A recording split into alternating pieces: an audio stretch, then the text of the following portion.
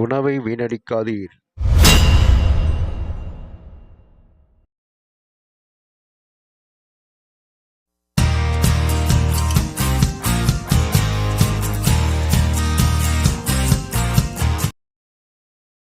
Hi viewers and subscribers.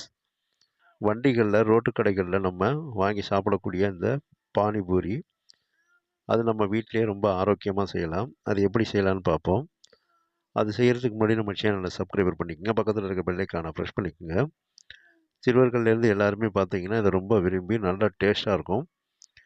இதை நம்ம நல்லா ஆரோக்கியமாக வீட்டிலையே அப்பப்போ உடனடியாக செய்யலாம். அது செய்கிறதுக்கு நம்ம நல்ல வறுத்த ரவாவாக இருந்தாலும் சரி, வறுக்காத ரவாவாக இருந்தாலும் சரி, நைஸாக இருந்தாலும் பரவாயில்ல, பெரிய ரவாயாக இருந்தாலும் பரவாயில்ல, அது மாதிரி ஒரு டம்ளரில் 1 டம்ளர் ரவா எடுத்துக்கோங்க. இந்த மாதிரி 1 டம்ளர் ரவா எடுத்துடுங்க. அதை எடுத்து இந்த 1 டம்ளர் ரவாயும் மிக்ஸி பவுலில் போட்டுருங்க. மிக்ஸி ஜாரில் சேர்த்து இதை மிக்ஸி ஜாரில் சேர்த்துருங்க. மிக்ஸி ஜாரில் சேர்த்து மிக்ஸி ஜாரில் போட்ட பிறகு இதில் எதுவும் தண்ணியும் எதுவுமே ஊற்ற வேண்டியதில்லை. அப்படியே இதை பார்த்தீங்கன்னா மூடி நல்லா மாவை அரைச்சி எடுத்துகிட்டு வந்துடுங்க. இந்த மாதிரி நல்லா மாவை அரைச்சி எடுக்கணும். இந்த மாதிரி நல்லா நைஸாக மாவை அரைச்சி எடுத்துக்கோங்க. இந்த மாதிரி நல்லா நைஸாக இருக்கணும். அப்போ தான் உங்களுக்கு பூரி செய்கிறதுக்கு நல்லாயிருக்கும். இந்த மாதிரி மாவை அரைச்ச அந்த ரவாவை ஒரு மாவு பிசைகிற அளவுக்கு உள்ள ஒரு பேஷன் பாத்திரத்தில் போட்டுங்க.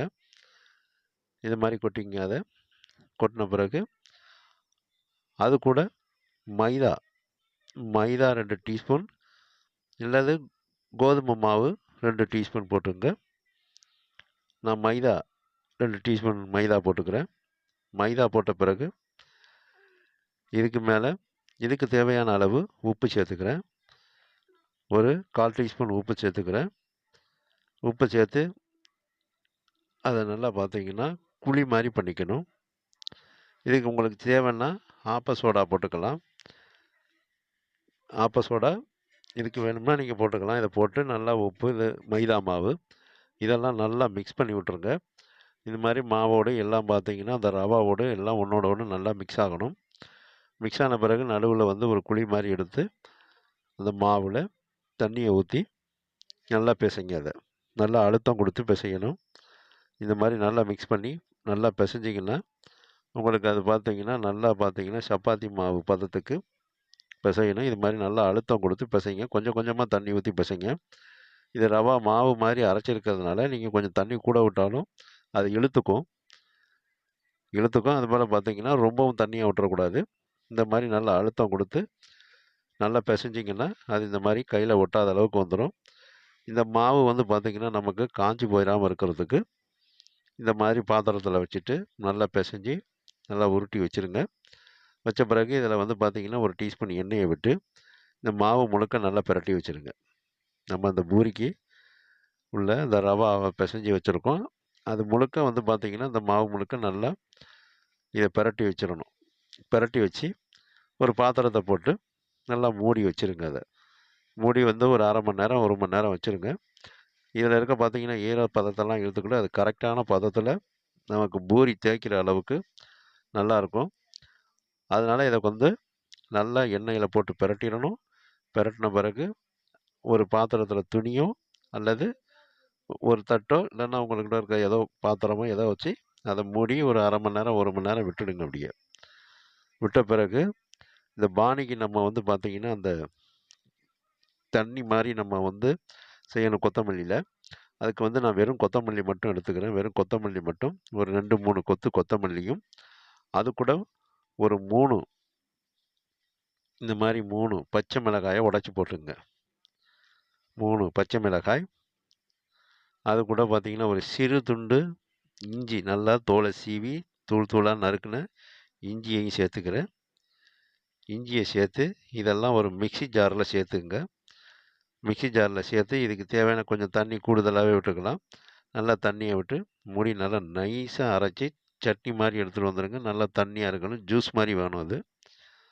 அந்த அளவுக்கு இதை பார்த்திங்கன்னா கொத்தமல்லியை, அந்த இஞ்சி, பச்சை மிளகாயை எல்லாம் நல்லா நைஸாக சட்னி மாதிரி நல்லா ஜூஸ் மாதிரியும் அரைச்சிடுங்க.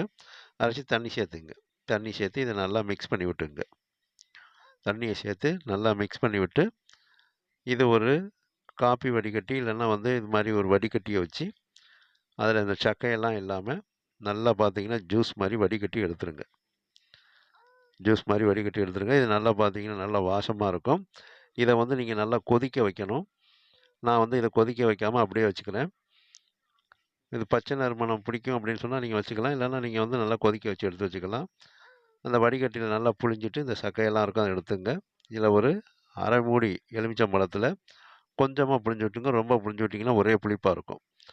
இந்த எலுமிச்சம்பழத்தை விதையெல்லாம் எடுத்துகிட்டு புழிஞ்சு விட்டு இது மாதிரி நல்லா மிக்ஸ் பண்ணி விட்டுடுங்க. இப்போ நமக்கு இந்த பானி அற்புதமாக பார்த்தீங்கன்னா நல்லா டேஸ்ட்டில் சூப்பராக ரெடி ஆகும். இந்த பானியோட சாப்பிடும்போது நல்லா செரிமானமாகும். அதனால் இப்போ நல்லா அந்த எலுமிச்சம்பழம் கலந்து நல்லா மிக்ஸ் பண்ணி வச்சுருக்கோம். இந்த பானியில் நம்ம என்ன செய்கிறோம், உப்பு போட்டுக்கணும். நான் வந்து பார்த்தீங்கன்னா இந்து உப்பு போட்டுக்கிறேன். ப்ரௌன் சால்ட்டு ஒரு அரை டீஸ்பூன் போட்டு நல்லா மிக்ஸ் பண்ணி விட்டுடுங்க. இப்போ எலுமிச்சம்பழம் புழிஞ்சி இந்த ப்ரௌன் சால்ட்டு போட்டு நல்லா மிக்ஸ் பண்ணி வச்சுட்டிங்கன்னா சூப்பரான டேஸ்ட்டில் இருக்கும். இப்போ உருளைக்கிழங்கை பார்த்திங்கன்னா நம்ம ஒரு 2 உருளைக்கிழங்கை அவிச்சு எடுத்து வச்சுருக்கோம். அதை தோலை நீக்கிக்குங்க. இந்த உருளைக்கிழங்கை வந்து பிசைஞ்சு மசாலா மாதிரி செய்யணும். அதுக்காக நம்ம உருளைக்கிழங்கை பிசைஞ்சு நல்லா பார்த்திங்கன்னா வேக வச்சு பிசைகிறதுக்காக தோல் நீக்கி எடுத்து வச்சுங்க. இந்த மாதிரி எடுத்து வச்ச பிறகு அந்த உருளைக்கிழங்கெல்லாம் நல்லா பிசைஞ்சிக்க. நல்லா பிசைஞ்சு விட்ருங்க. நல்லா மைய பிசைஞ்சு விடணும். இந்த மாதிரி நல்லா பிசைஞ்சு விட்ருங்க. அப்போ தான் உங்களுக்கு அந்த மசாலா நல்லா டேஸ்ட்டாக இருக்கும். அந்த பூரிக்குள்ளே வைக்கிறதுக்கு இந்த உருளைக்கிழங்கு நல்லாயிருக்கும். அதனால் இதை வந்து நல்லா பெரும் கட்டியெல்லாம் இல்லாமல் மசிச்சு விட்ருங்க. ஒரு ஒரு வெங்காயத்தை நல்லா பொடிசு பொடிசாக வெட்டி வச்சுக்கோங்க. இப்போ அந்த மசிச்சிருக்க உருளைக்கிழங்குல நம்ம நறுக்கின வெங்காயத்தை போட்டுக்கோங்க. நறுக்கின வெங்காயம், அது கூட பார்த்திங்கன்னா ஒரு 1/4 டீஸ்பூன் மிளகாய்த்தூள் போட்டுங்க. ஒரு அரை டீஸ்பூன் கரம் மசாலா போட்டுங்க. கரம் மசாலா போட்டு நல்லா அதை வந்து பிசைஞ்சு எடுத்து வச்சுருங்க. இப்போ நம்ம மாவை நல்லா பூரி தேய்க்கிறதுக்கு மூடி வச்சுருக்கோம். கிண்ணத்தை போட்டு அது 1 மணி நேரம் ஊறிக்கிட்டு இருக்கு. அந்த மாவை இப்போ நம்ம எடுக்கிறோம். இப்போ பார்த்தீங்கன்னா நல்லா டைட்டாக இருக்கும். அதே போல் பார்த்தீங்கன்னா கையில் ஒட்டாமல் வரும். இந்த மாவை எடுத்து பார்த்தீங்கன்னா நல்லா ஊறின மாவை சப்பாத்தி கட்டையில் வச்சு நல்லா இதை எல்லாத்தையும் அழுத்தம் கொடுத்து மறுபடியும் பிசைஞ்சாப்புல உருட்டுங்க. இதை உருட்டி இதை பார்த்தீங்கன்னா நீள் வாக்கில் கொண்டு வாங்க. உருட்டி நீள் வாக்கில் நம்ம பூரி தேய்க்கிறதுக்கு தேவையான அளவுக்கு உருண்டையாக கொண்டு வாங்க. ரொம்ப சின்ன உருண்டையாகவும் எடுத்துக்கலாம், பெரிய உருண்டையாகவும் எடுத்துங்க. உங்களுக்கு அந்த சப்பாத்தி கட்டையில் எந்த அளவுக்கு தேய்க்க முடியுமோ அந்த அளவுக்கு நீங்கள் எடுத்துங்க. இந்த மாதிரி உருட்டி அதை கட் பண்ணிக்கோங்க. அதை இந்த மாதிரி சின்ன சைஸாக கட் பண்ணிக்கோங்க. அதாவது உங்களுக்கு எலுமிச்சம்பழம் அளவு உருட்டுற அளவுக்கு கட் பண்ணிக்கோங்க. இந்த மாதிரி கட் பண்ணி எடுத்து அதை அப்படியே கையால் நல்லா அழுத்தம் கொடுத்து உருட்டிடுங்க. இப்படி உருட்டி இது மாதிரி இந்த மாவை தேய்ச்சி உருட்டி நீள்வாக்கில் ஒரு எலுமிச்சம்பழம் அளவுக்கு எடுத்து ஒரு பேஷனில் சேர்த்துங்க. இந்த மாதிரி நீங்கள் அதை மாவெல்லாம் நம்ம நல்லா அழுத்தம் கொடுத்து தேய்ச்சி இந்த எலுமிச்சம்பழம் அளவுக்கு உருட்டி எடுத்துங்க. இதிலேருந்து ஒரு உருண்டையை நீங்கள் வந்து இப்போ எடுத்து இதிலேருந்து ஒரு உருண்டையை எடுங்க. எடுத்து இதில் வந்து மாவெல்லாம் போட்டு தேய்க்க வேண்டியதில்லை. அதே உருண்டையை அப்படியே வச்சு இது ஒட்டாமல் வரும். நல்லா அழுத்தம் கொடுத்து உள்ளங்கையால் அழுத்தம் கொடுத்து நல்லா நைஸாக தேய்க்கணும். உங்களுக்கு பூரி வந்து உப்பி வரணும். அந்த அளவுக்கு கொஞ்சம் கனமும் இருக்கணும். ரொம்ப பேப்பர் மாதிரி தேய்ச்சிடக்கூடாது. இப்போ நீங்கள் இதை வந்து நல்லா அழுத்தம் கொடுத்து சப்பாத்தி கட்டையில் வச்சு சப்பாத்தி சைஸுக்கு இல்லை உங்களுக்கு எந்த அளவுக்கு இருந்தாலும் சரி அது எப்படி வேணுமாலும் தேய்ச்சிக்கலாம். நம்ம ஏன்னா இதுக்கு ஒரு கட்ரு மாதிரி வச்சு இதை கட் பண்ணிக்க போகிறோம் ரவுண்டாக. அதனால் இதை 2 பக்கமும் பெரட்டி போட்டு நல்லா அழுத்தம் கொடுத்து இதை நல்லா திரட்டிக்குங்க. சப்பாத்தி மாதிரி நல்லா தேய்ச்சி எடுங்க. இதுக்கு வந்து மாவு தேய்க்க வேண்டியதில்லை. வேணுமா நீங்கள் உங்களுக்கு ரொம்ப பிடிக்குது அந்த கட்டையில் பிடிக்குதுன்னா எண்ணெய் தடவிக்குங்க. எண்ணெய் தடவிக்கிட்டு தேய்ச்சிங்கன்னா பிடிக்காது. நல்லா பார்த்தீங்கன்னா உங்களுக்கு எடுக்கிறதுக்கு இலகுவாக வரும். பூரியை கட் பண்ணி நம்ம எடுக்கிறதுக்கும் நல்லா இலகுவாக வரும். இந்த மாதிரி நல்லா இதை நல்லா பெரட்டி போட்டு நல்லா அழுத்தம் கொடுத்து தேய்ங்க. இது வந்து பார்த்திங்கன்னா அந்த ₹1 காயின் வந்து புது காயின் இருக்குல்ல அந்த அளவுக்கு கனம் இருந்தால் போதும். ரொம்ப கனமாலாம் இருக்கக்கூடாது. அந்த அளவுக்கு இது கனம் இருக்கணும். அதுக்காக இதை நீங்கள் வந்து நல்லா 2 பக்கம் திரட்டி இது மாதிரி நல்லா தேய்ச்சி எடுத்துங்க. இதில் தான் நீங்கள் ரொம்ப கவனமாக இருக்கணும். ரொம்ப மொத்தமாக போட்டுட்டிங்கன்னா பூரி வந்து பார்த்திங்கன்னா உங்களுக்கு பதத்தது மாதிரி ஆகிடும். நல்லா தேய்ச்சிடுங்க. இதுக்கு சைஸு அளவெல்லாம் கிடையாது. உங்களுக்கு எந்த அளவுக்கு அதை தேய்க்க முடியுமோ நல்லா அழுத்தம் கொடுத்து தேய்ச்சி, இதுக்கு ஒரு ரவுண்ட் ஷேப்பில் உங்கள்கிட்ட என்ன கட்டர் இருக்கோ அது மாதிரி எடுத்துங்க. இல்லைன்னா இது மாதிரி வாட்டர் கேன் மூடி இந்த மாதிரி எடுத்துங்க. எடுத்து இது மாதிரி வச்சு அழுத்துங்க. அதை அந்த சைஸுக்கு நான் சின்ன சைஸாக தான் போட்டுக்கிறேன், ரொம்ப பெரிய சைஸாக போடல. இந்த வாட்டர் கேன் மூடி சைஸில் இந்த மாதிரி வச்சு நம்ம திரட்டியிருக்க அந்த தேய்ச்சி எடுத்திருக்க அந்த பூரி மாவில் வச்சு கட் பண்ணிக்கங்க. சின்ன சின்ன சின்னதாக கட் பண்ணிக்கோங்க. பானிபூரி சைஸுக்கு நம்ம கடைகளில் விற்கிறாங்கள அந்த சைஸுக்கு இந்த மாதிரி நீங்கள் கட் பண்ணி எடுத்துங்க. இதுக்காக கட்டர் இருக்குது, இல்லைன்னா நீங்கள் கட்டர் வாங்கி வச்சோம் இது மாதிரி கட் பண்ணிக்கோங்க. இந்த மாதிரி கட் பண்ணிவிட்டு நல்லா அழுத்தம் கொடுத்து கட் பண்ணி விட்டுட்டு அந்த மாவை நம்ம தேய்ச்சிருக்கிறத எடுத்திங்கன்னா அப்படியே வந்து பார்த்திங்கன்னா பூரி அப்படியே ரவுண்டாக நமக்கு அழகாக வந்துடும். இந்த மாதிரி நம்ம தேய்ச்ச மாவு எடுத்து இதை திரும்பவும் பிசைஞ்சு நீங்கள் திரும்பவும் இந்த மாதிரி பூரி சின்ன சின்னதாக கட் பண்ணி எடுத்துக்கலாம். இந்த மாதிரி கட் பண்ணி எடுத்துருங்க. அந்த மாவை வந்து இந்த மாதிரி கட் பண்ணி எடுத்துட்டு இந்த பூரியை மட்டும் எடுத்து அப்படியே பார்த்தீங்கன்னா ஒன்று ஒன்றா இதை ரொம்ப கவனமாக எடுக்கணும். சில நேரம் ஒழுங்காக கட் ஆகாமல் இருக்கும். அதனால் நல்லா கட் பண்ணி விட்டு எடுங்க. நல்லா அழுத்தம் கொடுத்து கட் பண்ணி விட்டு நல்லா ரவுண்ட் ஷேப்பில் உங்களுக்கு பெரிய பூரியாக வேணும்னாலும் போட்டுங்க, இல்லை சின்னதாக வேணும்னாலும் இந்த மாதிரி போட்டுங்க. இப்போ இந்த மாதிரி எடுத்துருங்க. இது கூட கட் ஆகலை ஒழுங்காக, நம்ம இப்படி அழுத்தம் கொடுத்து எடுத்தோம்னா வந்துடும். இப்போ இந்த மாதிரி இருக்கும், இந்த சைஸ் தான் இருக்கணும். இதை வந்து நான் சின்ன சைஸாக போட்டிருக்கேன், ரொம்ப பெரிய சைஸாலாம் போடல, சின்ன சைஸாக போட்டிருக்கேன். நீங்கள் உங்களுக்கு பெரிய சைஸாக வேணும்னா நீங்கள் அந்த மாதிரி பெருசாக போட்டுருங்க. இந்த மாதிரி போட்டு இதெல்லாம் பிளேட்டில் எடுத்து வச்சுருங்க. பிளேட்டில் இந்த மாதிரி அடுக்கி எடுத்து வச்சுங்க. இந்த மாதிரி நல்லா நமக்கு வந்து பார்த்திங்கன்னா பானிபூரி பொரிக்கிறதுக்கு இப்போ நம்ம பூரியை நல்லா தேய்ச்சி கட் பண்ணி எடுத்து பிளேட்டில் முழுக்க வச்சுருக்கோம்.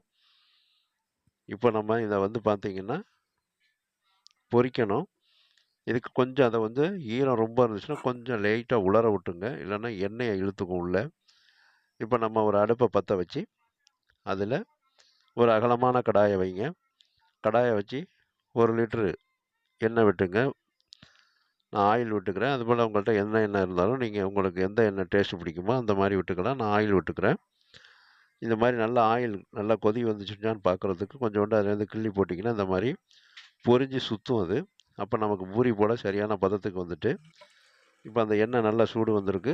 இப்போ நம்ம அந்த பூரியை நம்ம கட் பண்ணி வச்சுருக்க பூரியை ஒன்று ஒன்றா போட்டுருங்க. ஒன்று ஒன்றா எடுத்து இதுக்குள்ளே உங்களுக்கு எத்தனை போட முடியுமோ அந்த அளவுக்கு போடுங்க. போட்டோடனே அப்படியே பார்த்தீங்கன்னா உள்ளே போய் நல்லா பொரிஞ்சு புஷ்ஷுன்னு உப்பி வரும். நல்லா உப்பெல்லாம் நல்லா வரும் அந்த பூரி. நம்ம கடைகளில் ரெடிமேடு பூரி வாங்கி போடுற மாதிரி வரும். அந்த அளவுக்கு இது வந்து பார்த்திங்கன்னா எண்ணெய் நல்லா வந்து பார்த்திங்கன்னா எண்ணெய் சூடாக இருக்கணும். அப்புறமா கொஞ்சம் குறைச்சுங்க, ஏன்னா இல்லைன்னா அப்புறம் அதுக்கு போக போடும்போது சூடு அதிகமாக இருந்தால் போட்டோன்னா பூரி பொரியறதுக்கு முன்னாடியே செவந்து போயிடும். இந்த மாதிரி போட்டு நல்லா பிரட்டி விட்டுருங்க.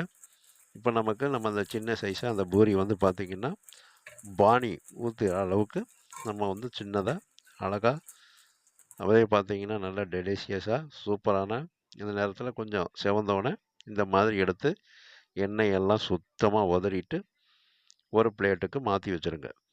இந்த மாதிரி நீங்கள் எவ்வளோ எடுத்துருக்கீங்களோ அந்த மாதிரி எல்லாத்தையுமே போட்டு பொரித்து இந்த மாதிரி பிளேட்டுக்கு மாற்றிங்க. ஃபஸ்ட்டு இந்த மாதிரி மாற்றி எடுத்து வச்சுருங்க. இப்போ நம்ம வந்து இந்த பூரியெல்லாம் எடுத்து வச்சுருக்கோம் பிளேட்டில்.